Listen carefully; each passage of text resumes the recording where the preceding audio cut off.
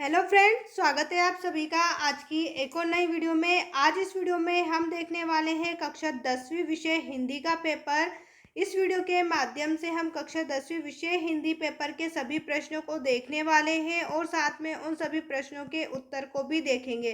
तो वीडियो को आप शुरू से अंत तक ज़रूर देखिएगा। अगर हमारे चैनल पर नए हैं तो चैनल को भी सब्सक्राइब कीजिए, साथ ही साथ इस वीडियो को लाइक करके अपने सभी दोस्तों के साथ भी शेयर ज़रूर करें। तो चलिए बिना किसी देरी के शुरू करते हैं कक्षा 10वीं अर्धवार्षिक परीक्षा 2025-26 विषय हिंदी का पेपर। तो यहाँ पेपर जो है आपका 7 तारीख वाला पेपर है। तो वीडियो को ध्यान से ज़रूर देखिए, आपके लिए हर एक प्रश्न जो है वो बहुत ही ज़्यादा इम्पोर्टेंट है। तो बिना किसी देरी के शुरू करते कक्षा 10वीं अर्धवार्षिक परीक्षा हिंदी विषय का पेपर। आप देख सकते हैं सबसे पहले प्रश्न आपसे पूछा है, सही विकल्प चुनकर लिखिए। प्रश्न है, काशी किसकी पाठशाला है? तो काशी किसकी पाठशाला है? विधि शिक्षा की, संस्कृति की, व्यवसाय की या फिर राजनीति की? तो काशी जो है संस्कृति की पाठशाला है। ऑप्शन ख जो है आपका सही आंसर है, काशी संस्कृति की पाठशाला है।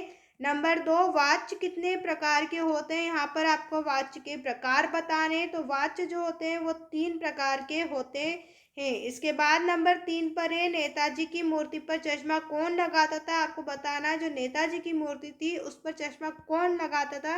आंसर है कैप्टन चश्मे वाला। कौन लगाता था? कैप्टन चश्मे वाला जो है वो नेताजी की मूर्ति पर रोज चश्मा लगाता था। इसके बाद है, एक से अधिक अर्थ देने वाले शब्द क्या कहलाते हैं? जिनका एक से अधिक अर्थ निकलता है वो शब्द क्या कहलाते हैं?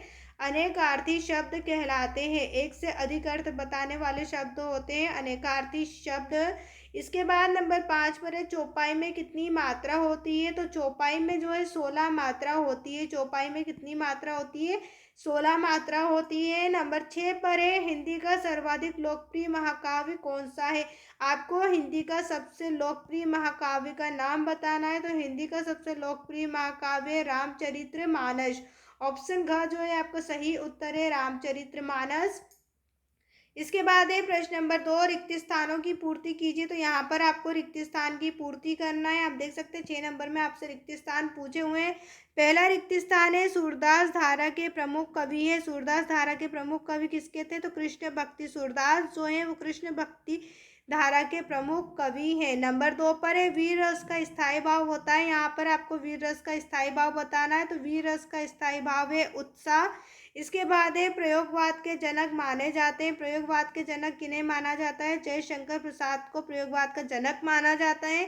नंबर 4 पर है, आधुनिक काल का प्रारंभ सन से माना जाता है। तो आधुनिक काल का प्रारंभ जो है वो 1883 सन से माना जाता है, 1843 सन से। इसके बाद नंबर 5 पर, दुख है ना चांद खिला रात आने पर। इस कहानी को आपको पूरा करना है। आंसर है शरद, दुख है ना चांद खिला शरद रात आने पर। नंबर 6 पर है, महर्षि वेद व्यास ने की रचना की। महर्षि वेद व्यास ने किसकी रचना की है? महाभारत की। महर्षि वेद व्यास जो है उन्होंने महाभारत की रचना की है। इसके बाद प्रश्न नंबर 3 में सत्य सत्य आपसे पूछे गए 6 नंबर में।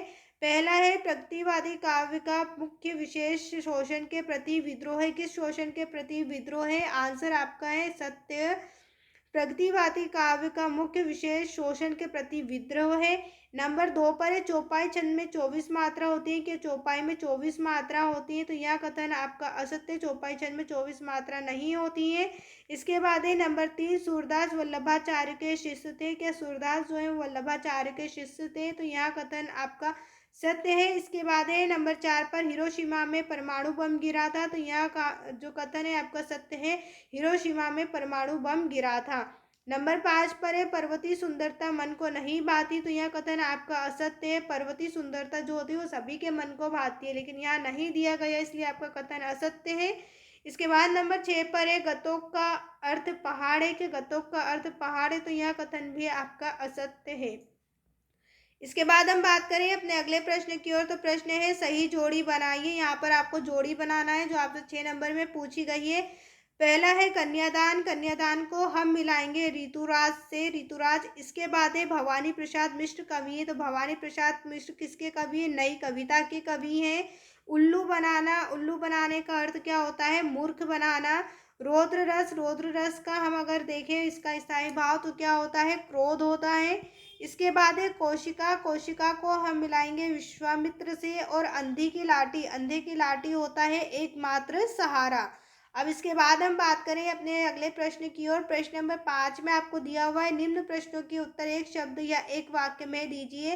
प्रश्न है, काव्य की शोभा बढ़ाने वाले शब्द कहलाते हैं। तो काव्य की शोभा बढ़ाने वाले शब्द क्या कहलाते हैं? अलंकार कहलाते हैं। काव्य की शोभा बढ़ाने वाले शब्दों को हम अलंकार कहते हैं। नंबर 2, कवि निराला ने बादलों की तुलना किससे की है? कवि निराला जो है उन्होंने बादलों की तुलना जो है बाल कल्पना से की है। नंबर 3, कवि नागार्जुन का मूल नाम क्या है? कवि नागार्जुन का मूल नाम है वैद्यनाथ मिश्र। क्या नाम है? वैद्यनाथ मिश्र। नंबर 4, मानव संस्कृति किस प्रकार की है? तो मानव संस्कृति जो है अविभाज्य है।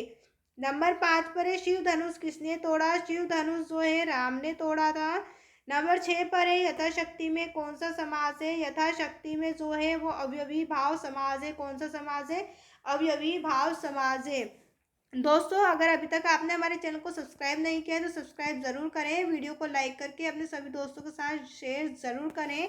इस चैनल पर आपको सभी इंपॉर्टेंट वीडियो मिलने वाली है, जैसे एमपी बोर्ड से रिलेटेड जो न्यूज़ होती है, जैसे आपकी छात्रवृत्ति कब आने वाली है या लैपटॉप वितरण कब होने वाला है, इन सभी चीज़ों की जो जानकारी होती है आपको सभी इन चैनल पर मिलने वाली है। तो चैनल को ज़रूर सब्सक्राइब करें और इस वीडियो को लाइक करके अपने सभी दोस्तों के साथ भी शेयर करें।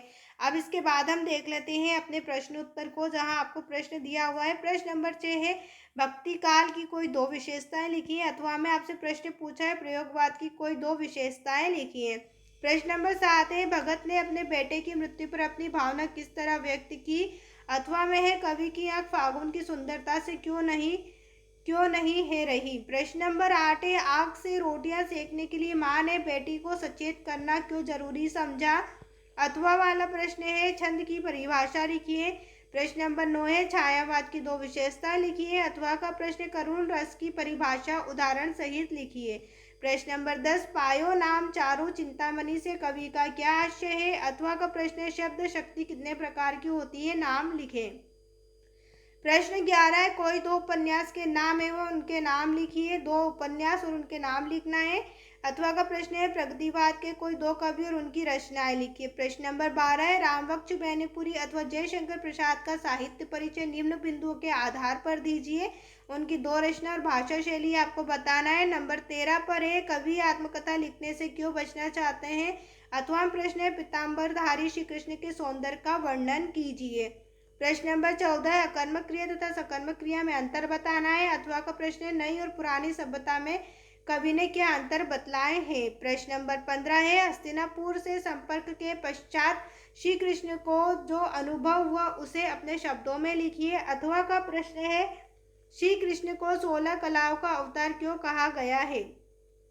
प्रश्न नंबर 16, सूर्यकांत त्रिपाठी निराला अथवा नागार्जुन की काव्यगत विशेषता निम्नांकित बिंदुओं पर लिखिए। दो रचना और दो भाव पक्ष की विशेषता। तो यहाँ पर आपको किसी दोनों में से किसी एक पर लिखना है। या तो आप नागार्जुन पर लिख सकते हैं या फिर सूर्यकांत त्रिपाठी निराला, दोनों में से किसी एक विषय पर आपको लिखना है। प्रश्न नंबर 17, स्वामी विवेकानंद से निवेदिता की मुलाकात कब और कहाँ कैसे हुई? अथवा का प्रश्न है, वर्तमान स्थिति में मानव संबंध के बारे में कवि के विचारों का उल्लेख कीजिए। प्रश्न 18, मुहावरे एवं लोकोक्तियों में अंतर बताना है। प्रश्न नंबर है, महाकाव्य एवं खंडकाव्य में आपको अंतर बताना है। ये 3 नंबर वाले प्रश्न है बच्चों। यहाँ से आपके प्रश्न 19 है, निम्नलिखित का संदर्भ प्रसंग सहित व्याख्या कीजिए। यहाँ पर आपको संदर्भ प्रसंग सहित व्याख्या करनी है। इसके अथवा में भी आपको यहाँ पर संदर्भ प्रसंग सहित व्याख्या करनी है। प्रश्न नंबर 20 है, निम्नलिखित गद्यांश की संदर्भ प्रसंग सहित व्याख्या कीजिए। यहाँ पर आपको गद्यांश दिया हुआ है, इन दोनों में से किसी एक पर आपको संदर्भ प्रसंग सहित व्याख्या करना है। प्रश्न 21 है, नगर पालिका अध्यक्ष को मोहल्ले की सफाई के संबंध में आवेदन पत्र लिखना है। पत्र आपसे 4 नंबर में पूछा गया है। अथवा में अपने मित्र को अपने भाई की शादी में सम्मिलित होने के लिए पत्र लिखना है। प्रश्न नंबर 22 है, निम्नलिखित अपठित गद्यांश काव्य को पढ़कर दिए गए प्रश्नों के उत्तर दीजिए। यहाँ पर आपको अपठित गद्यांश दिया हुआ है, इसे पढ़कर नीचे कुछ क्वेश्चंस दिए गए हैं जिनके आंसर आपको इसमें से देना है। अथवा में भी आपको वही चीज़ दी हुई है। इसके बाद प्रश्न नंबर 23 में आपसे पूछा है, निम्नलिखित विषयों में से किसी एक विषय पर निबंध रूपरेखा लिखिए। यहाँ आपसे 4 नंबर में पूछा गया है, पर्यावरण प्रदूषण, जीवन में खेलों का महत्व, वर्तमान समय में कंप्यूटर की उपयोगिता और विज्ञान की प्रगति का मानव जीवन में महत्व। इन चारों विषयों में से किसी एक पर ही आपको निबंध लिखना है। उम्मीद है दोस्तों आपको हमारी ये वीडियो पसंद आई होगी। अगर अभी तक आपने हमारे चैनल को सब्सक्राइब नहीं किया है तो चैनल को ज़रूर सब्सक्राइब करें, वीडियो को लाइक करके अपने सभी दोस्तों के साथ शेयर ज़रूर करें।